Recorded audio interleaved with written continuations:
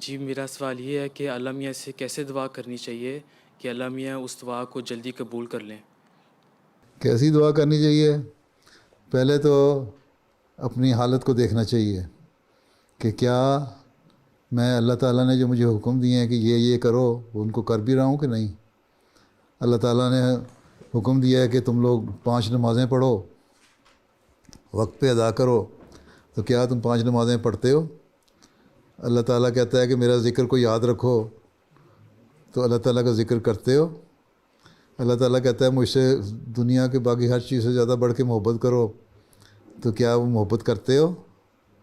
اللہ تعالیٰ کہتا ہے قرآن کریم میں جو حکم دیے ہیں میں نے کرنے اور نہ کرنے کے، ان پہ عمل کرو، وہ کرتے ہو ہیں؟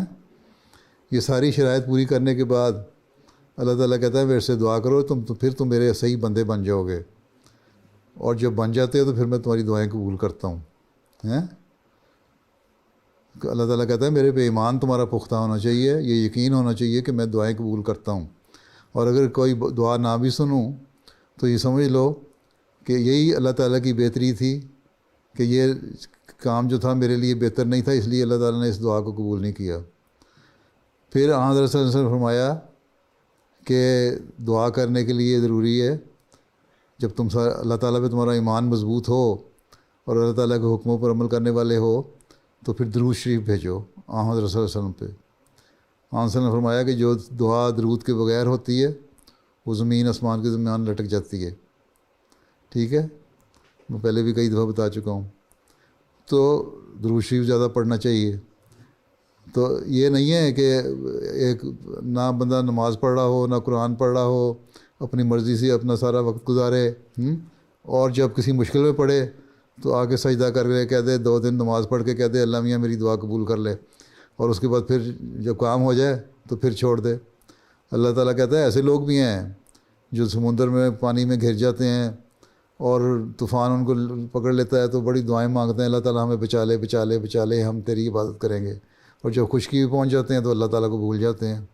اللہ تعالیٰ نے مارنا ہو تو خشکی بھی آفتیں نازل کر سکتا ہے۔ اس لیے پہلی بات تو یہ ہے کہ اللہ پہ ایمان مضبوط کرو۔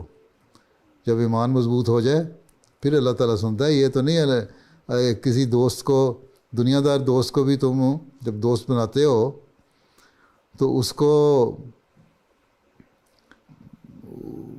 اس کی باتیں نہ مانو اور اپنی اس سے منوائی جاؤ تو ایک دم وقت وہ دوست تمہیں چھوڑ دے گا، یا وہ دوست کہے کہ نہیں صرف میری باتیں مانی جاؤ اور میں تمہاری بات نہیں مانوں گا تو تم اس کو چھوڑ دو گے۔